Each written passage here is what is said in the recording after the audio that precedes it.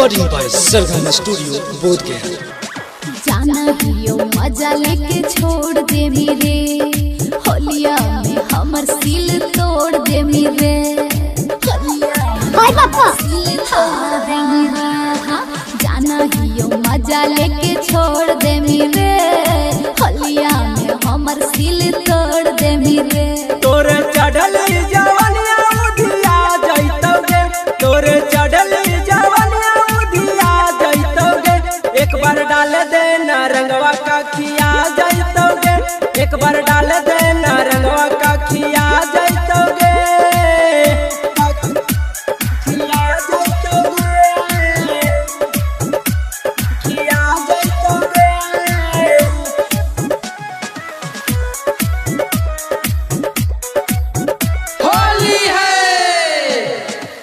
अभी से कराही इतना गुमान, रंग देवो छोड़ी तोरे चिकन सामान। हाय पापा छोड़ी तोरे चिकन सामान।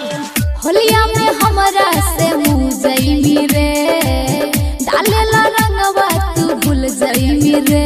लेटे कर में जादे बासिया जइतोगे, लेटे कर में जादे बासिया जइतोगे।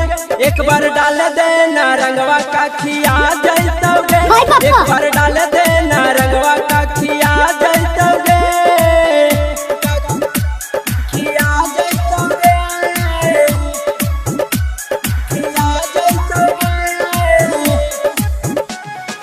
म्यूजिक डायरेक्टर धर्मेंद्र राज।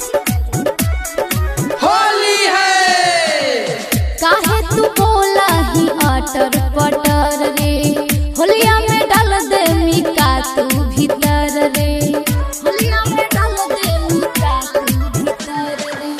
हमरा से करा जानी तू बारियारी, सिद्धवा गायक रंग दे तो साया साड़ी। तोरे बाचल सामान जो खिला जइतोगे, तोरे बाचल सामान जो खिला जइतोगे।